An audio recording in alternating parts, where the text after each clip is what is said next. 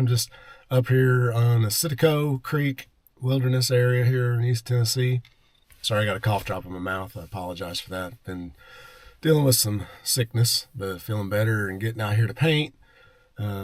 Reason why I'm shooting this is because I've had some people ask me about what inspires me to get out and paint, and what am I looking for, and how do I get started. So that's kind of what this video is going to try to be. Today it's a beautiful day, sunny. It's starting to cloud up now. We got that winter storm that's headed this way. It's going to be hitting the Midwest. So I hope y'all there in that area is going to be dealing with all that ice. It'll be all good.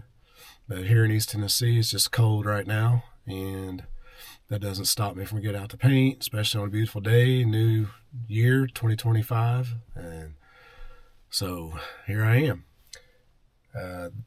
Just drove up this little road, Forest Service road, and I saw some places along the way that some little waterfalls and stuff along the rocks. And the first difficulty is finding a place to park.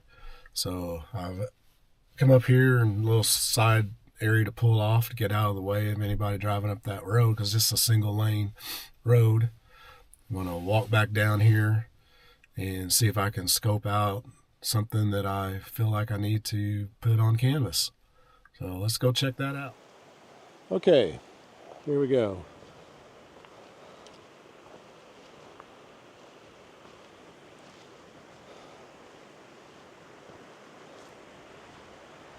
Walk back down the road here.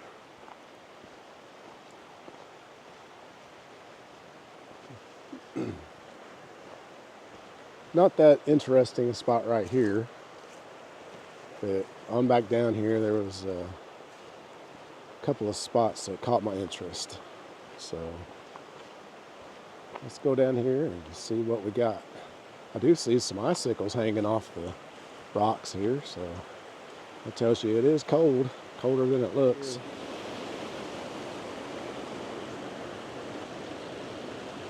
Going down a little further, see what might have down here. Okay, I'm scooching down through these leaves and wet rocks, so don't laugh when I fall and bust my butt.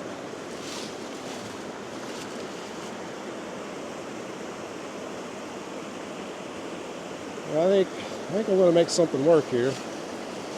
Just got to find it.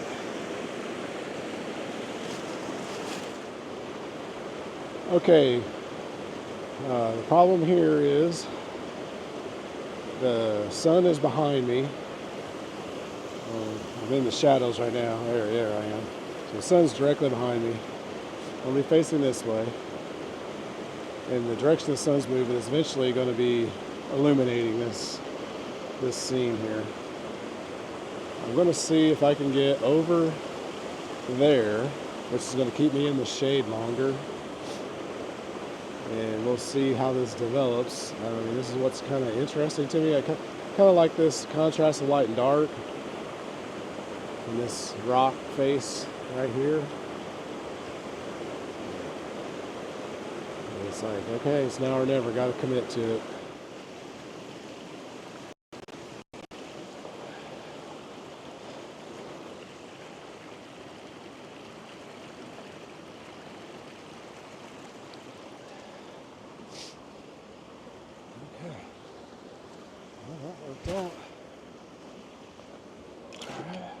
Okay, I'm getting set up here.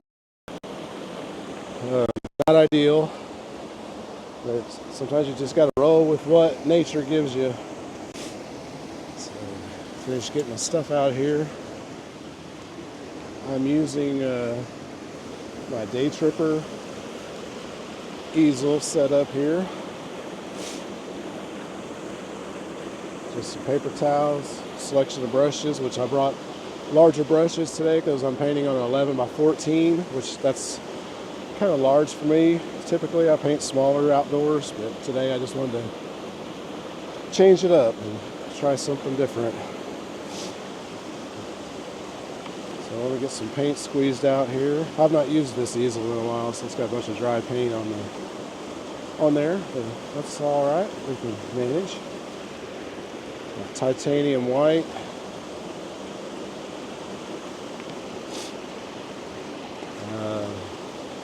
Cad red medium, which cold day today, it's nice and hard and thick. And I always squeeze out more than I need. Just you can't be stingy, especially when you're painting on a bigger panel. You got to put the paint, got to get the paint down. Oh, sorry, that was a Cad red medium, alizarin crimson permanent, some cerulean blue hue, ultramarine blue, which I guess this is French ultramarine. It's a little bit lighter, when I'm looking at it compared to the ultramarine I had on there, it's a little, still probably the same value family, obviously, but a little lighter. Cad lemon yellow,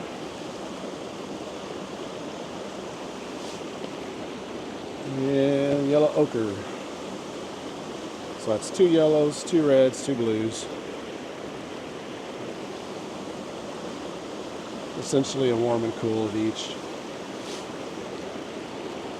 Palette knife. I do every once in a while use this dioxazine violet or purple. It's good for making some good neutral grays with the yellows. Sorry about the sniffing and hacking and coughing. Been sick for the last week during Christmas, of course. Not using mineral spirits. I'm using this the Art Treehouse. It's that bio-based thinner. It's supposed to be better for you and the environment. Oh, well, see, that's a precarious spot I'm sitting in. Oh, the blooper reels.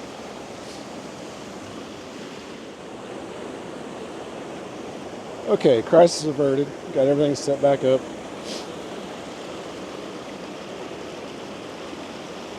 Alright, sorry about the exposure settings. I had to boost the exposure to be able to, because this is going to be in shadow. But actually you can see the sun's getting on it too. I always try to keep my panel and palette in the same light. But like right now I've got to set up this way because it's really the only way I can get on the rocks and have the view of what I'm going for here. Plus I'm like standing with one foot up about a foot higher than the other foot. So it's a plein air's dilemma. You either, suck it up and do it, or just walk away. And I'm not walking away. Okay, let's start here. Obviously, I don't want to put the falls right in the center of the panel. And I got this nice dark coming down to it. So now I got to decide, do I want it high horizon or low horizon? And I believe today is going to be a high horizon. That's kind of what it's calling for, since painting all that background.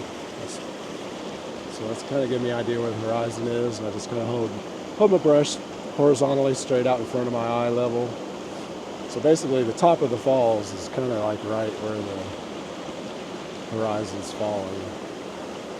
So now, how big do I want the falls? Do I want to dominate, or do I want to include some of this rock?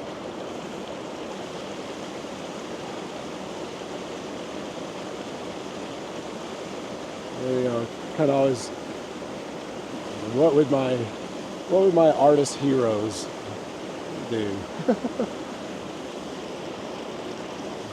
So I'm just kind of like putting the shadow areas in, just kind of give you an idea.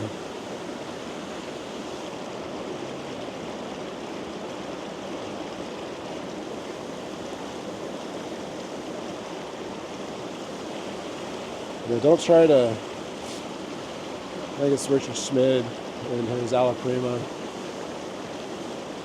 or one of his books that I've read. You don't want to paint all the way up to your toes. I mean, you gotta you've only got so much space. I've kind of already know.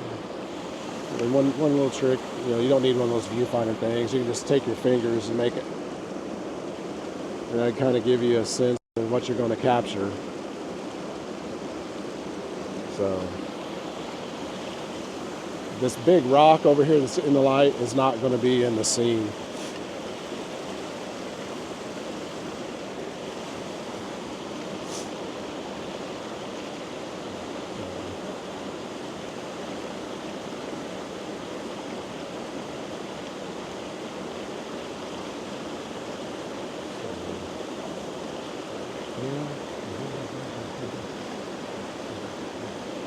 Just this one triangle of dark right there. Water goes back, and then this sunlit rock right here. So this is going to get some nice light, and this will all be dark.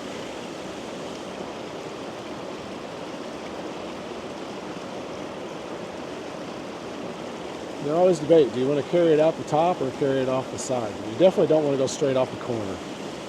So we'll figure that out when we get there.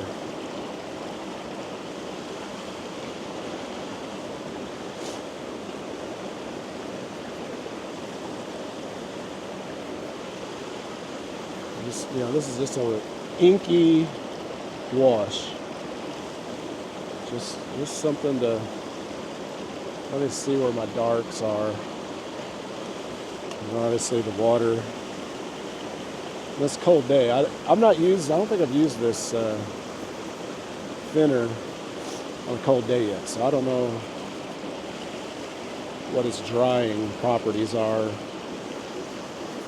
30-degree weather or whatever it is right now. It's cold.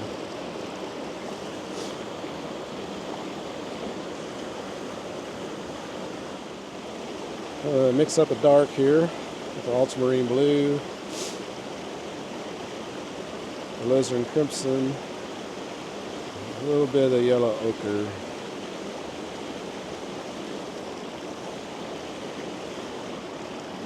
Keep it thin.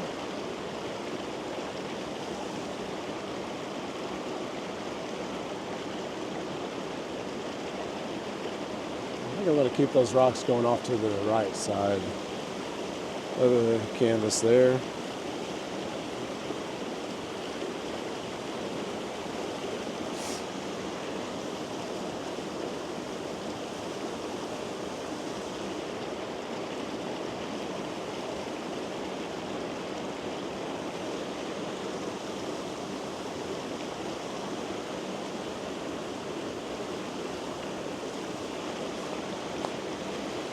Yeah, I'm sorry. Whatever that crud was I got.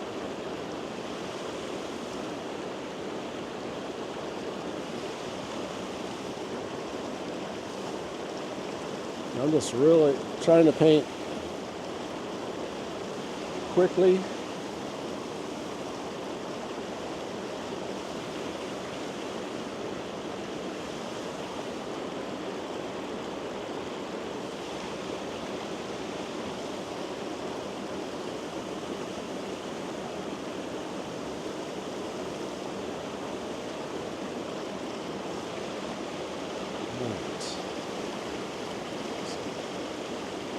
Come up with something for the water here.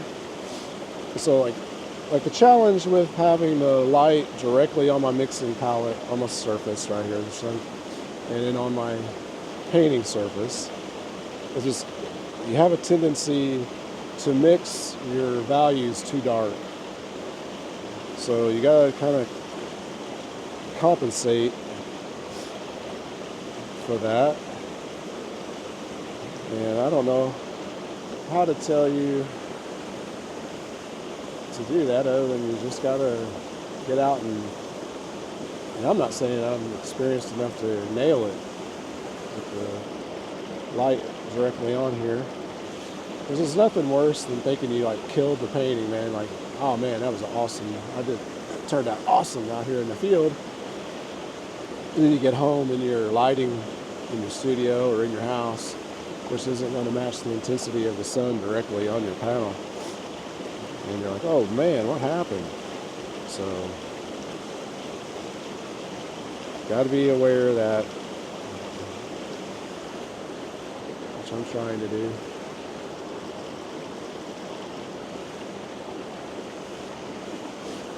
So like right there, I just, basically the same pile I mixed up with the ultramarine blue, a little bit of cad lemon, a little bit of alizarin crimson, some white. I just drug over, so it's darker here and lighter and a little more green over here. So like right now, I'm not thinking about details or anything. Just getting something in. Like I'll come back over all of this with lighter values. So like right now, just want to get something blocked in.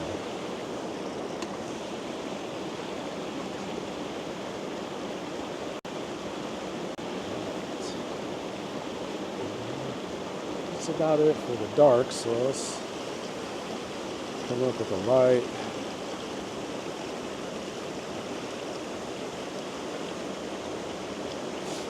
Those rocks.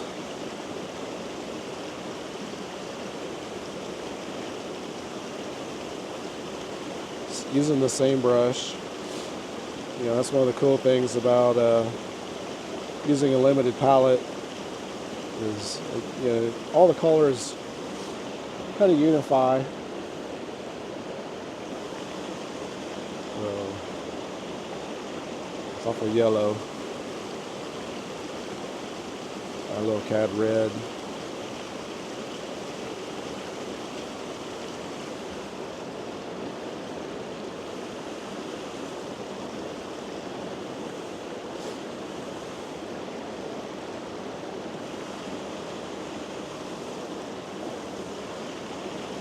The warmest rocks are going to be right up front here.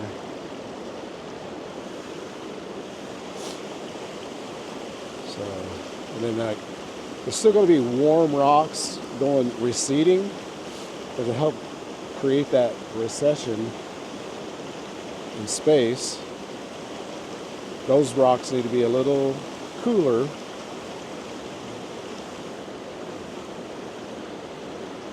This rock here is kind of dark.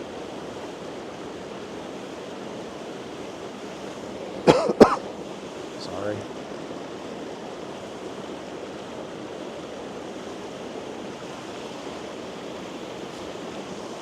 A little bit of that over here now. The sun's starting to creep over.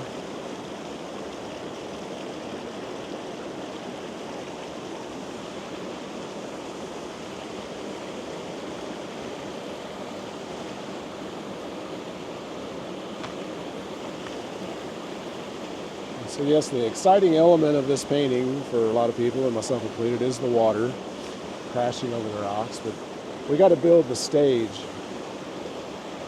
and that's what I'm trying to do right now. Is just build a stage.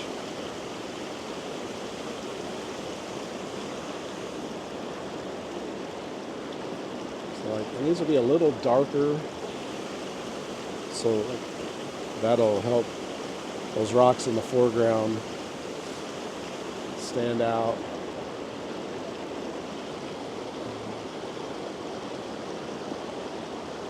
You know, and I'm not trying to nail the color or anything. I'm getting a close approximation.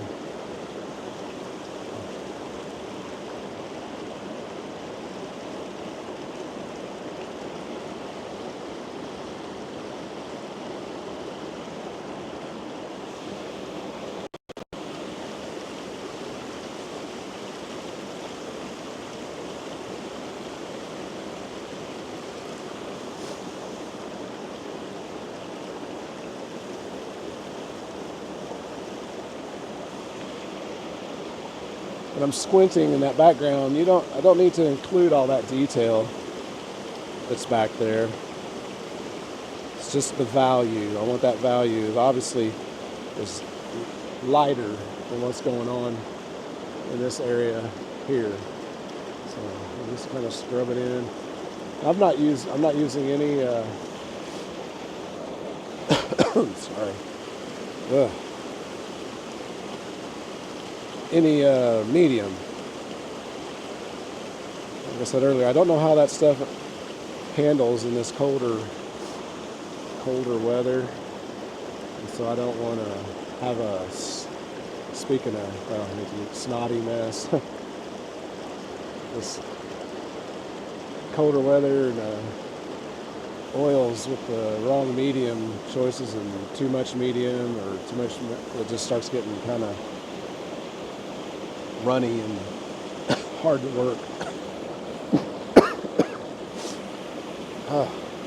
I may have to cancel this video. I don't want to be coughing in you guys' ear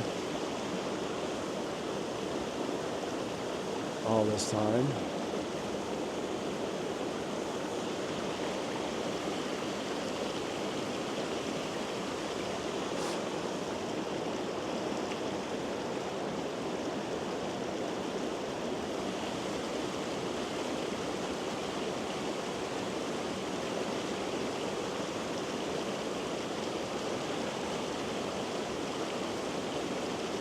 Or I may just have to change over to a time lapse or something and just set music to it.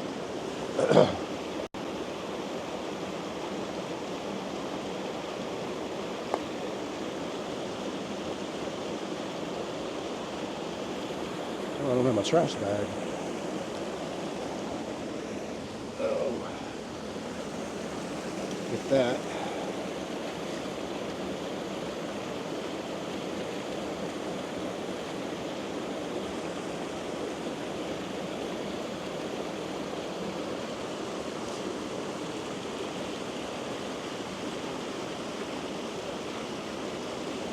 So yeah, preliminary drawings, preliminary sketches, that's something that's important, and I do on occasion. Used to be more diligent about it, but today I just wanted to get out here and get something going. Start the new year off. I've been working a lot at my real job. Haven't had a lot of chance to get out and paint.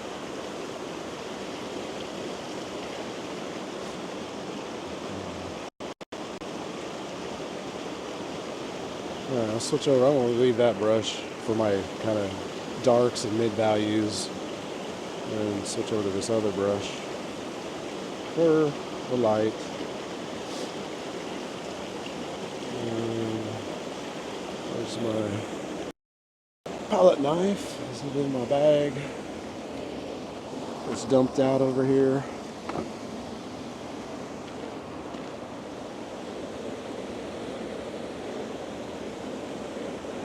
Where are you, Mr. Palette Knife? Did it fall off the easel when it tipped over and now it's down in the rocks somewhere and I can't see it? Probably. Yeah, right there it is. Hey, Mr. Palette Knife. Nice to see you again. Alright, let's clean off a spot here.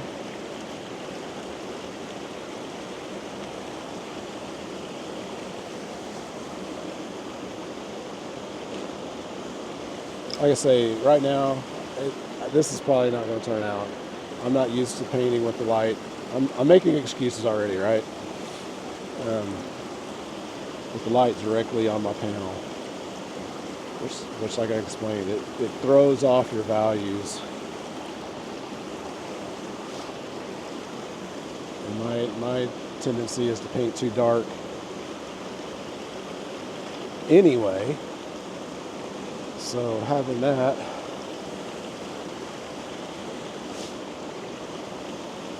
will make it more likely to be even darker. So just grabbing some light here. Just a little bit of ultramarine blue in it. you don't want to go right off the bat with just pure white.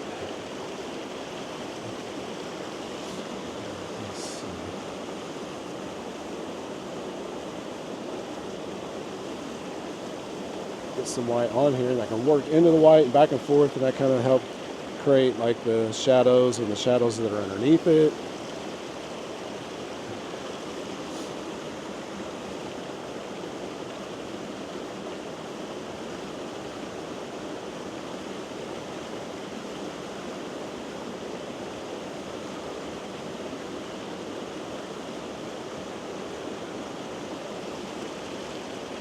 And when all else fails and something ain't working, never be scared to grab your palette knife and scrape it out and start on. So that's still greasy. Like mineral spirits or turpentine, even in cold weather, turpentine will dry up faster. Which I'm not saying I don't like this stuff. I mean, it's good stuff. It's just I'm not used to it in the cold weather, so going over this right now is just, you could tell like there's resistance and drag over the the linen, and then where this is, it's greasy, and the colors drag and mix together too much instead of like just slight, broken color.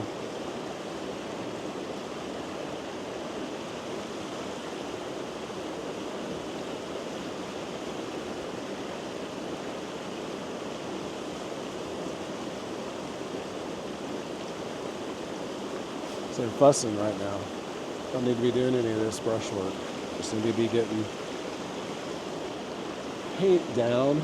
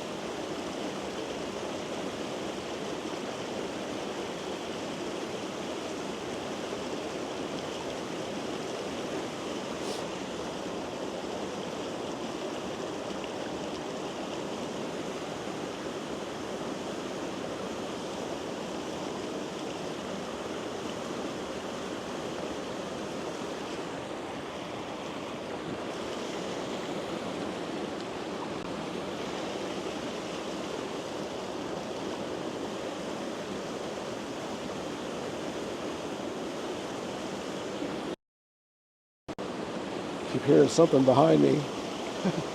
I'm in a wilderness area, so you never know. Some kind of critters sneaking up on you. I mean, it is January and cold weather, so you gotta think the bears are hibernating, but I don't know.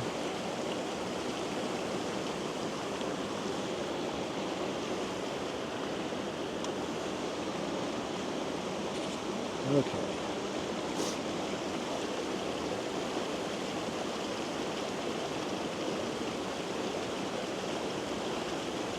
Going back to the dark, back in here.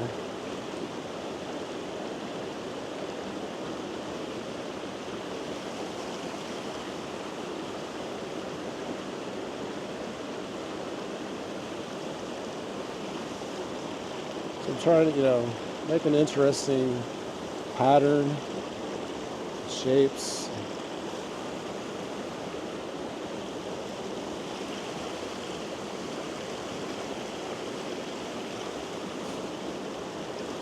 totally flying by the seat of your pants. That's why this is so great. Out here painting, responding, getting absorbed into the scene. Good old Mother Nature.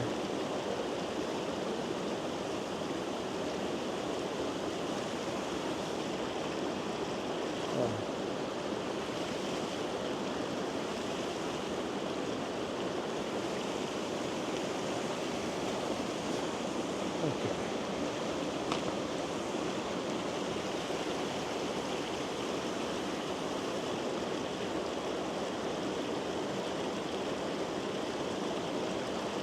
So like I see, the brush direction and pressure.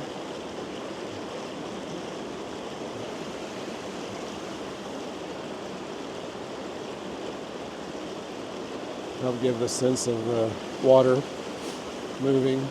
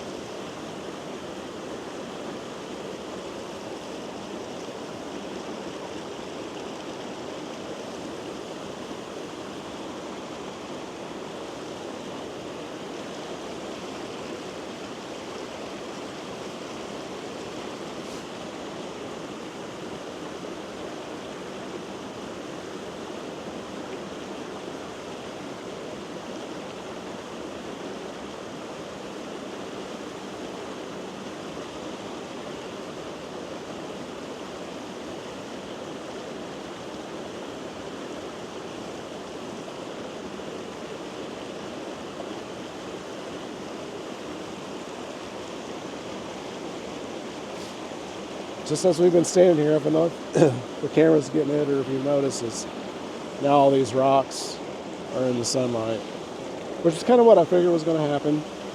I think I even said it earlier, with the way the sun was going to move, this was all going to be lit up.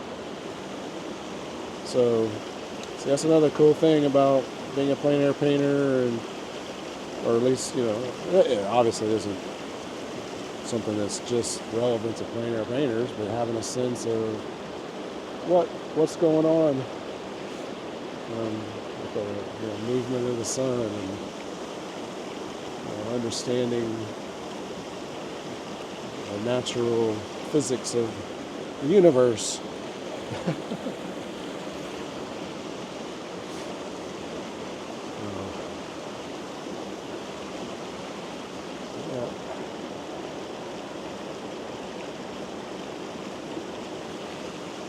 All right, I think I'm going to stop there. This was just something I just wanted to do to try to give a demo to you guys, how I started, what attracts me to something to want to stop and paint it. I hope I've explained that a little bit.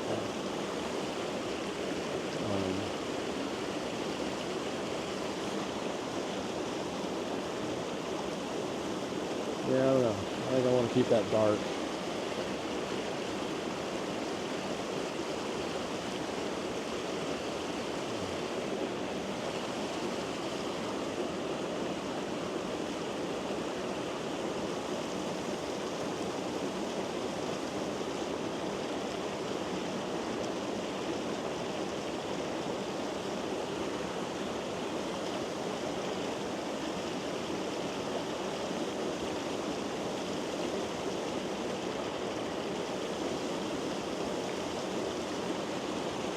Okay,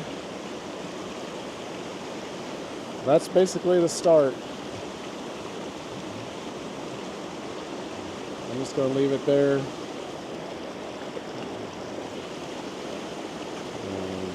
We'll talk about it more in the studio. Today, I'm back here in my studio.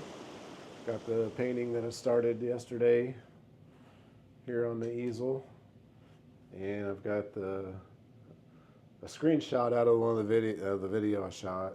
Because I didn't take any photos. I forgot to take any photos, just the video of the scene early on while this was all still in the shadow on this side of the rock. So that's what I want to maintain that, because as the video, as the painting process went on, that sun crept across and lit up everything.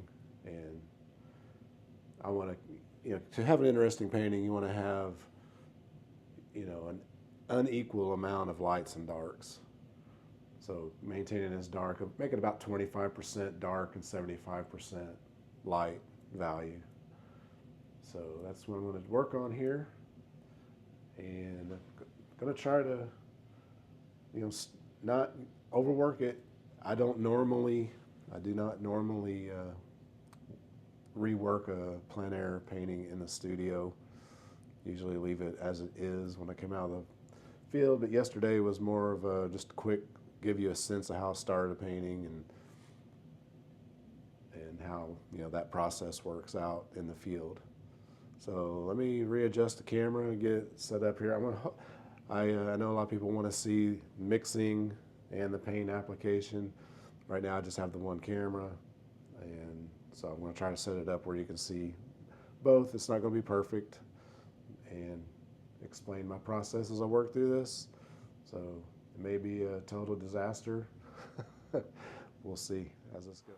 Okay, as I'm sitting here looking at it and thinking about how I want to resolve this painting, I think first off, I'm going to cut this rock out because I crammed it over here. There's actually more of this white water coming over, and the way I've got this divided up, it's almost too much equal division of space there. So I think take the excavator to it there.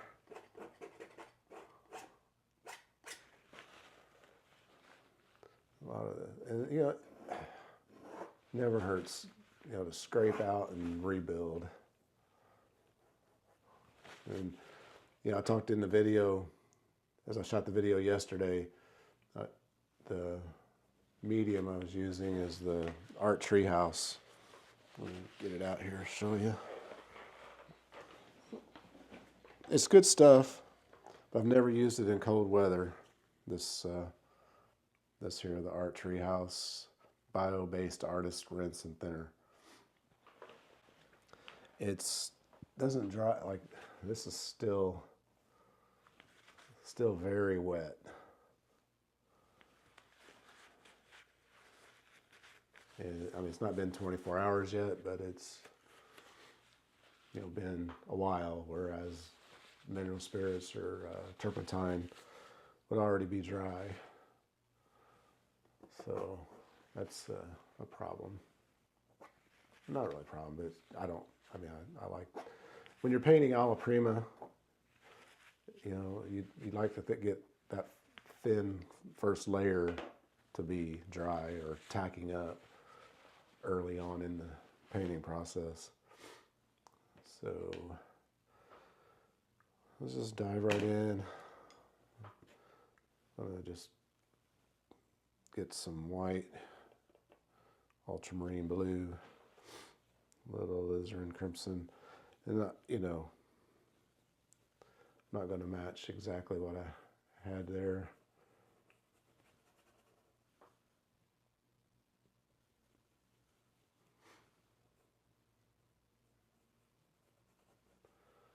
Oh, screensaver popped up there.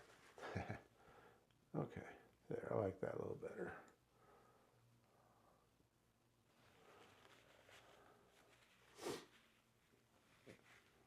All right, need to make a dark. Carry this dark over.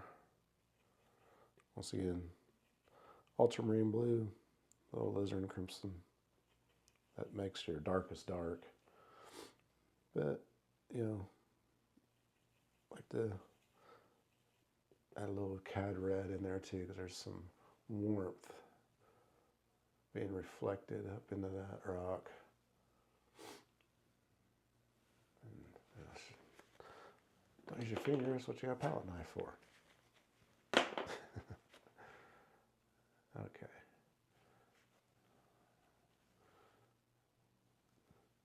And this is, I don't want to have just an immediate line. I'm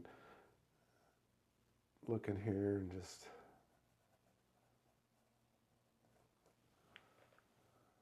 have an interesting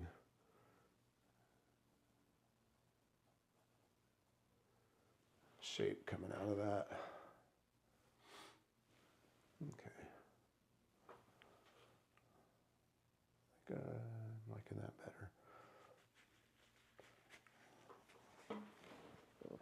Let's see.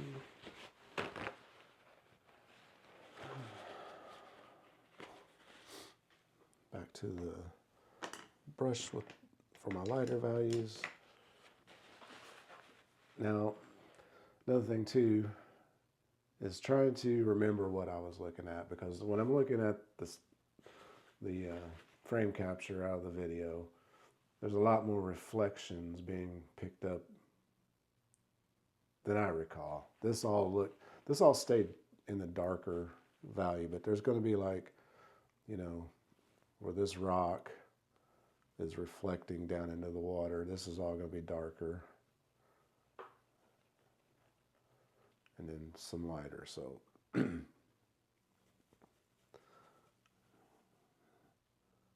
Back to ultramarine blue is going to be the workhorse. I mean, pretty much everything has blue in it. There's some warmth in that water there too, just from those reflections.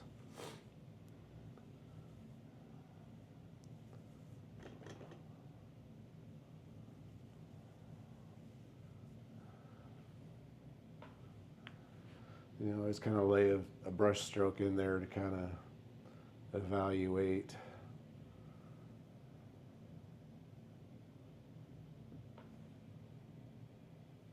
Does it jump out too much? And then, with the water, I'm going to use horizontal brush strokes.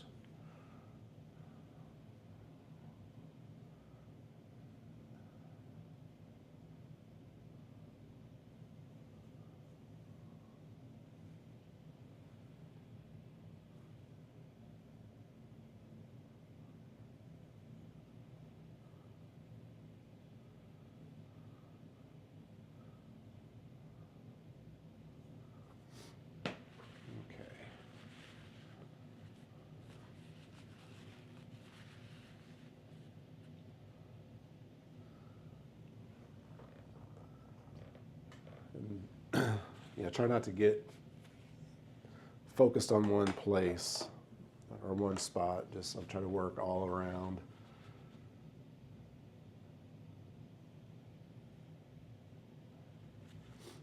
Go back up here, this rock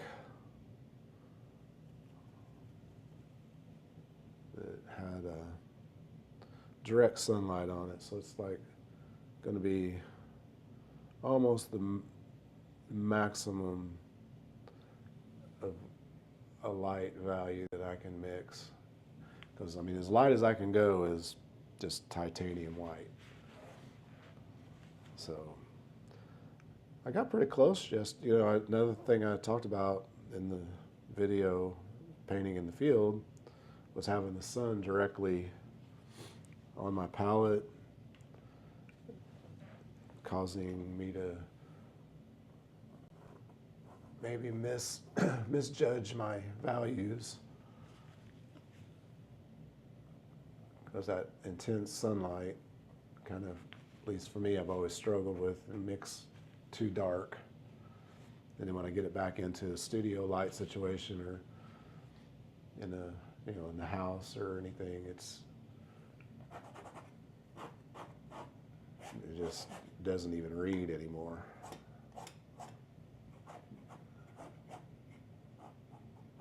A lot of horizontal indications, or the tree trunks and stuff back there. Like I say, I don't want to build anything too detailed in that background.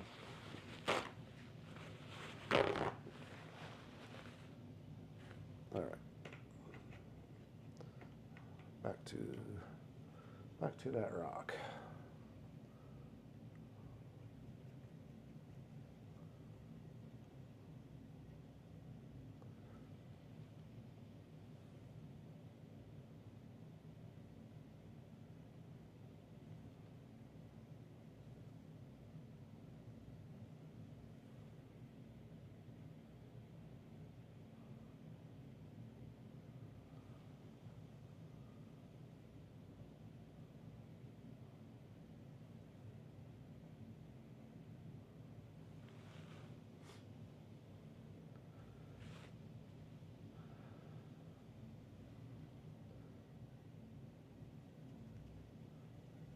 And then transition, what makes rocks, like a lot of people struggle with, is they just put a highlight and a shadow and don't develop a transitional mid-tone as the rock wraps around.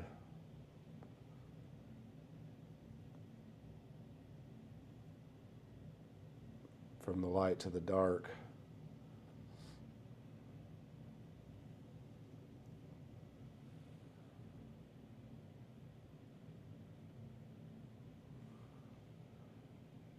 So like already immediately that just starts building shape into that rock.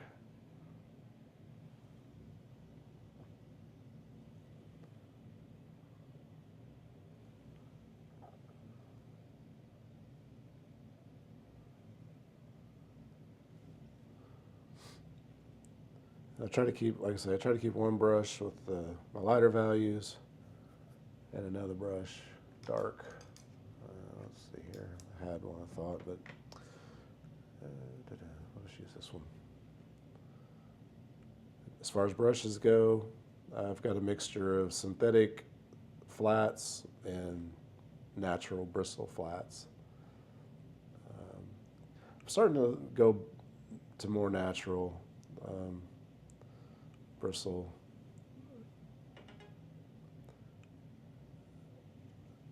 Just kind of like the brush stroke that it leaves.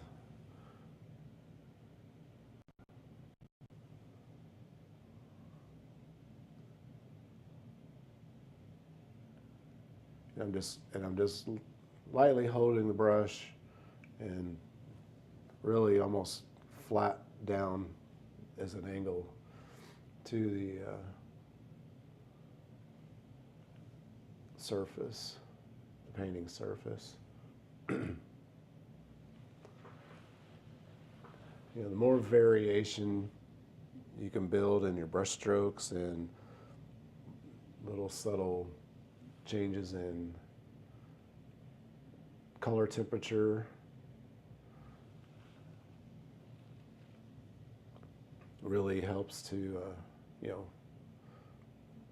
build interest in your painting. And as I'm mixing, I try to like mix all my darks on this side and lights on this side of my palette. And thanks to the magic of the pigments that I use, they all kind of build a harmony without me really trying.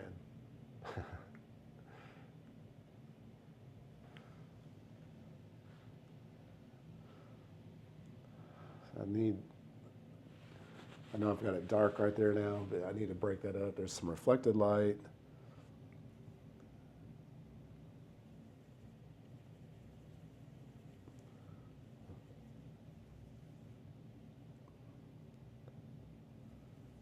Haven't brought in the cerulean yet in this dioxazine violet.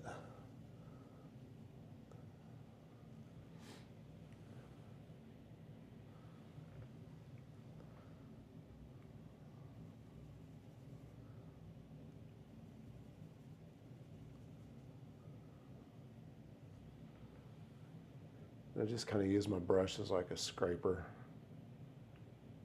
Scrape the paint and load up the brush.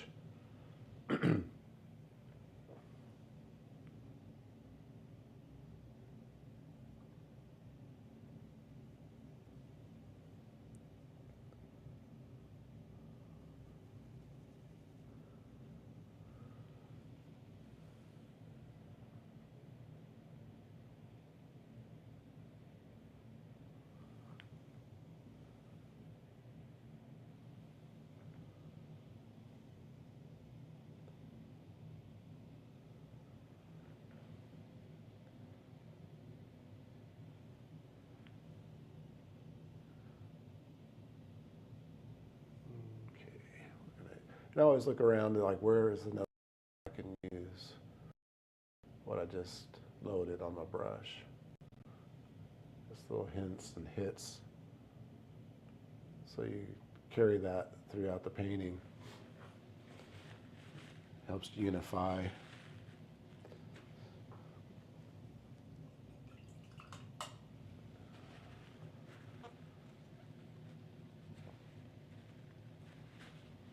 Okay.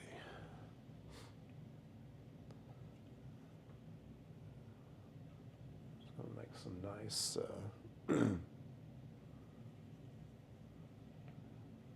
color here in this center of interest, which is going to be right here, I believe. It's kind of,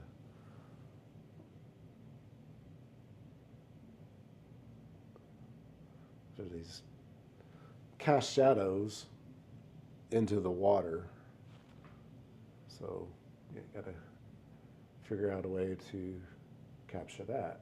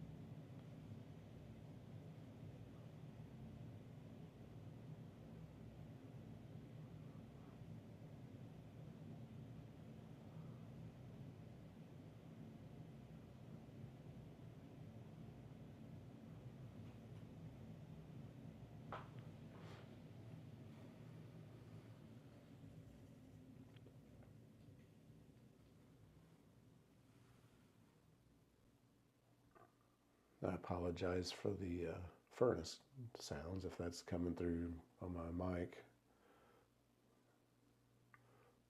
The furnace is in a little closet right here beside me, so I've got a little tiny studio, but it works because I don't paint in the studio a lot. And I'm here in Cleveland, Tennessee with new, well, we've been here for over a year, August of 2023, myself and several other local artists. And through the graciousness of the Artists Here Partnership, in Cleveland. They've gave us a really good deal on studio spaces here in what is an old wool mill.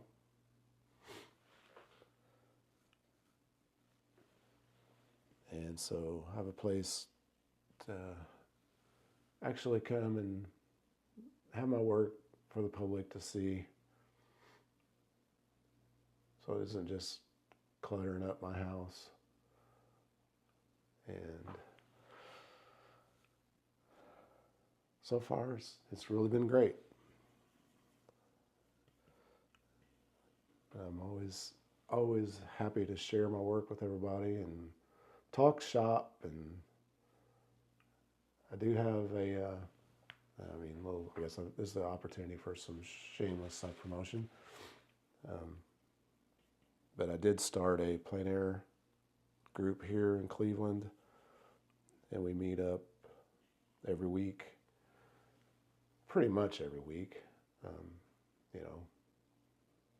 and go out to paint here in the local area, Chattanooga. So yeah, it's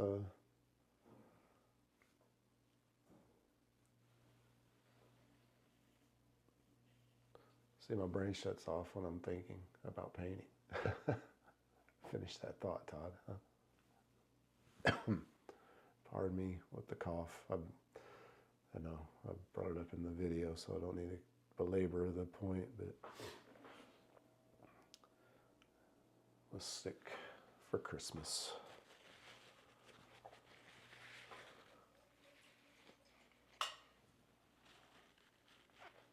Okay.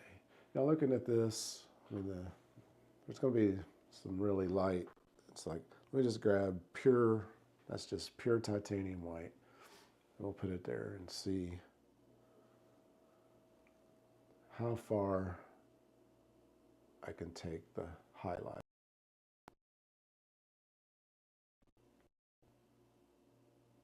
Now granted, you start dragging it up, you're going to introduce and not muddy up the color.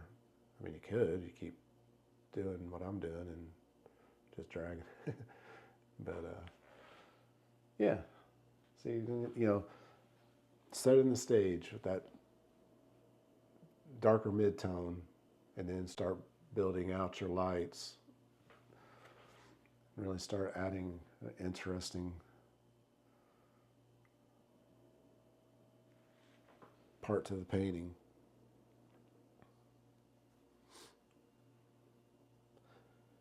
Another thing too about the light between painting outside and in my studio is that the color, the temperature of the lighting. Yesterday, for the most part, I mean, there were some clouds coming in and out. It was cool, intense light, that blue sky. Now here in my studio, it's a little bit warmer light.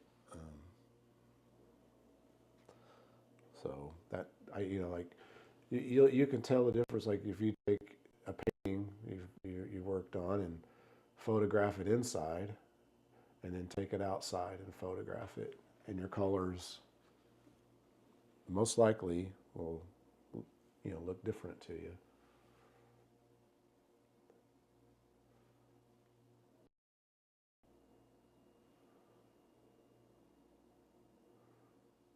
Sitting here fussing, I need to be working on other things, but just trying to, because I don't know how long I want this video to go.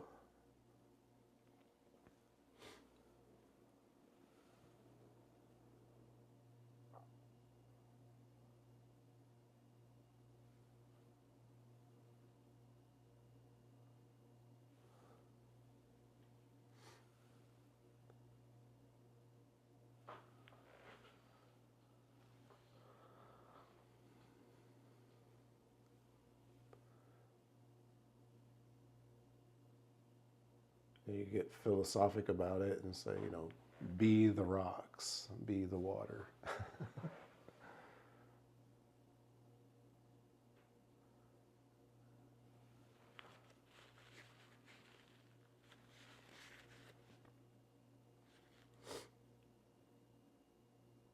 Just a little touch of cad lemon.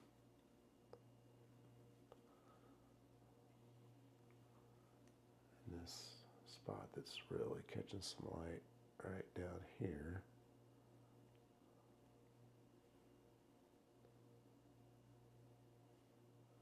Where the water's all kind of crashing at the base of the falls.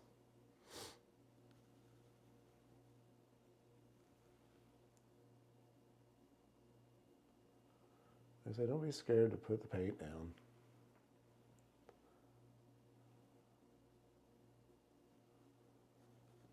And always scrape it off.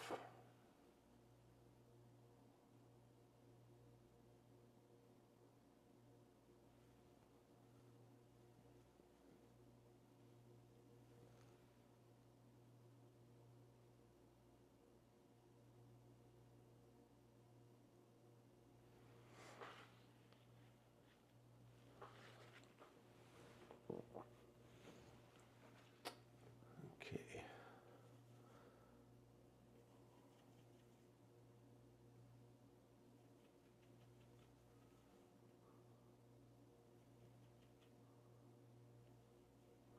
So it was just, I'm starting to like, as this comes out away, there's some color, and a lot bluer than what I've mixed up right there.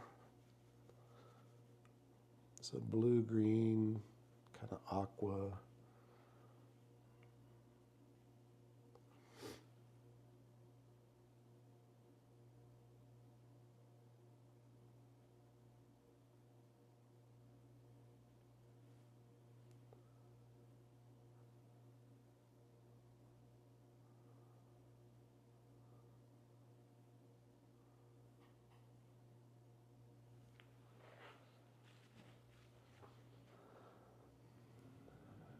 Just kind of rippling along the base of the rock right there. All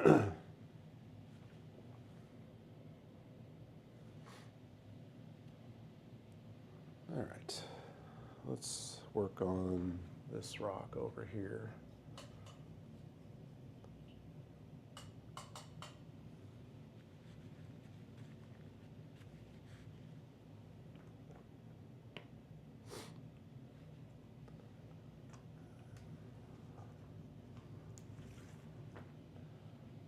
Let's see, how long have I been going here?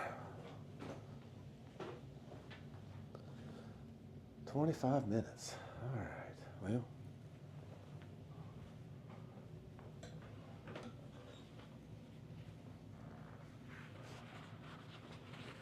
Just have to see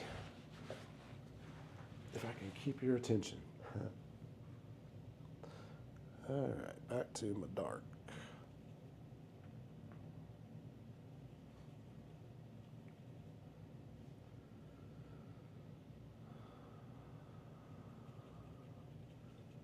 Which like I say, this dark I'm mixing with ultramarine blue, little alizarin crimson, and some cad red. Sorry.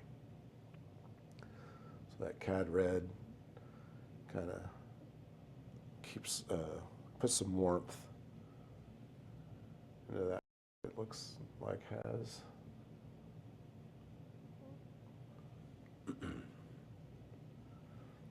And what's nice about darks is that you can always go lighter. It's easier to go from dark to light than from light to dark.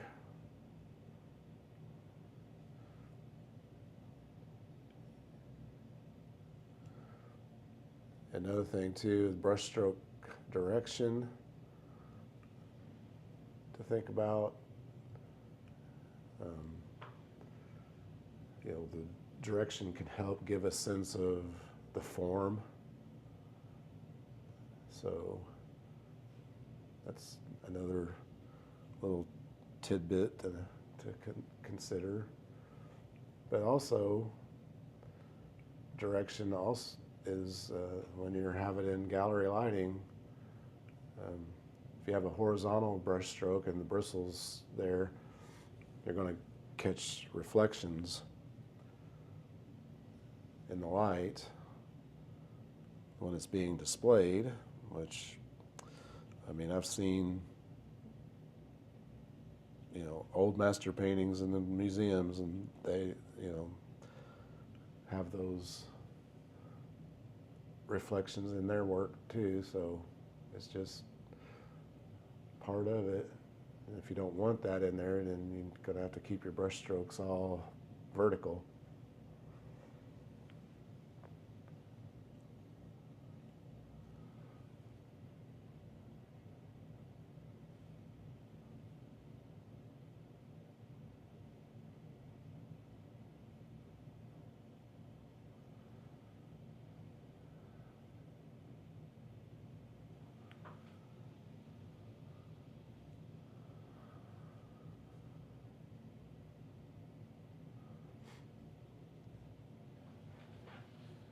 That's why they, I'm sorry to zone out there, but keeping your darks transparent, which is, what I started out with.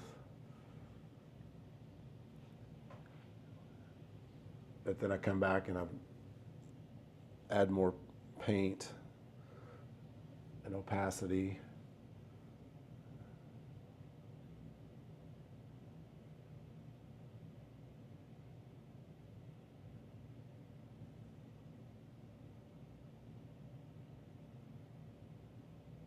I don't know how the camera is picking it up. Obviously the camera's going to see it differently than my eyesight is seeing it.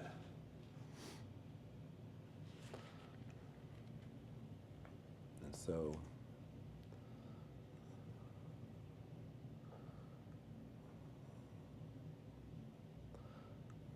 I'm going to add a little of the water back here.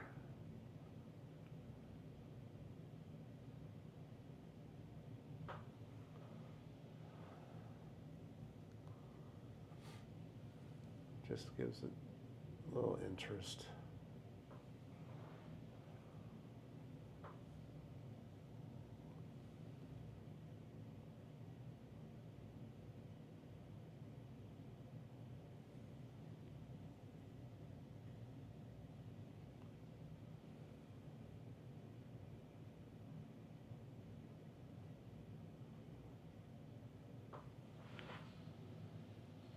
All right.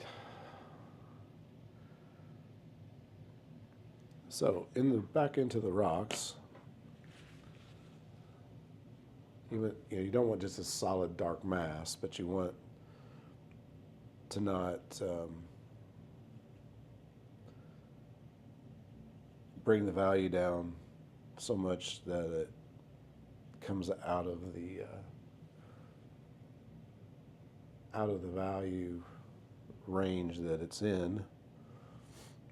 That's a dark. So if I go and put, say this is 9, and I put a 5 or a 4 or 1, it's just going to jump out too much. So keeping the values close in that dark mass.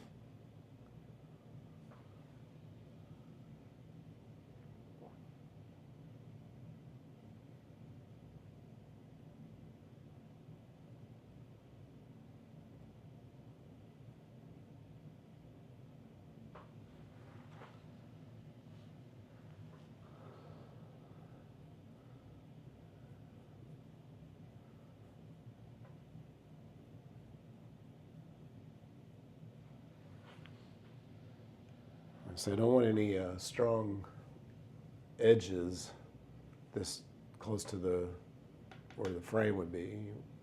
That would always draw your eye out.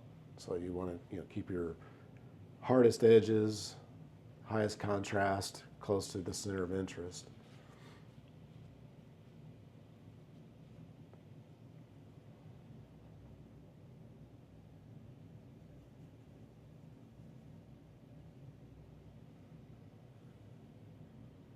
So like right there, I'm giving you examples of how that's almost too much. Even though there is a strong, a little bit of light hitting this edge of the rock that's kind of coming down, that's just a little too much.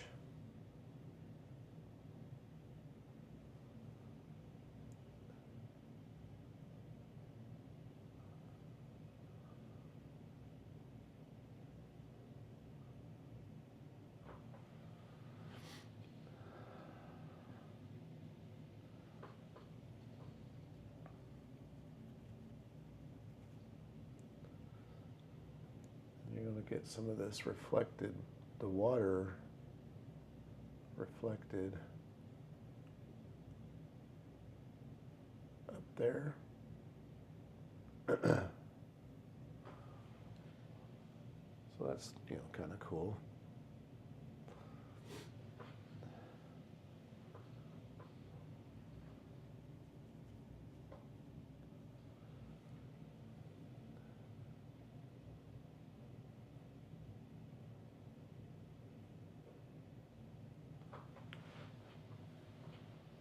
Okay.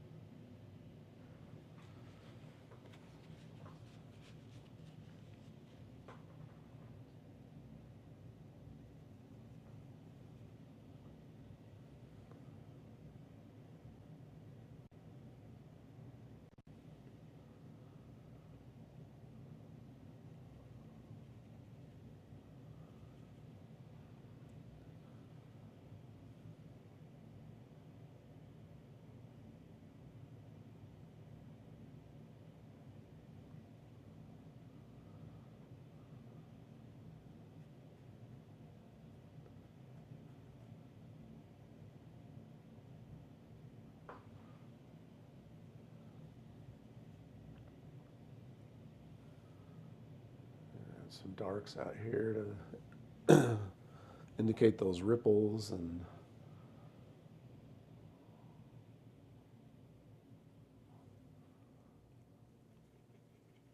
I'm just, like I said, I've not scraped my palette. I've just been building off of the piles of paint that I've already have.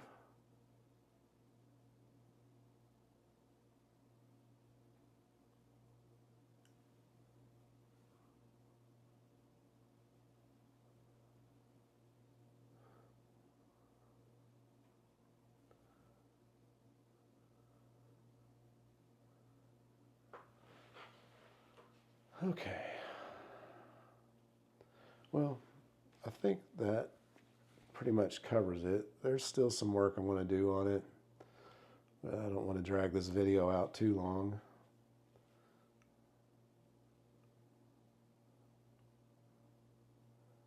Trying to think of anything I could want to just make sure you understand or what important takeaways here.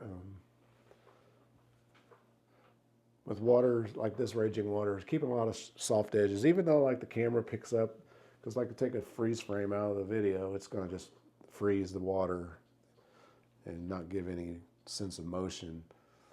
So having the soft edges, dragging the brush can give you that sense of motion without like just being a static kind of thing. And then on rocks, your light side transitioning to the dark side, you need more than just, two values will represent the rock, but to have an interesting rock, you need to have the mid-tones wrapping around to the dark, from the light to the dark. And then compositionally, This painting, I'm probably gonna put some more light in here, but it's mostly light values, or should be, between all the background being lit up by the sun, the water, and the reflections. So it'll be about roughly 25% dark, 75% light. If it's equal light and dark, that doesn't make a very interesting composition. But of course, this is all my opinion and my subjective take on painting. And as we all know,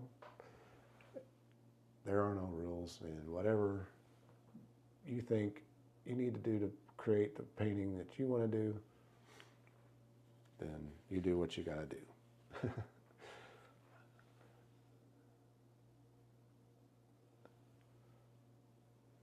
I would never tell somebody they're wrong, because you may just be the next master that just blows the world away.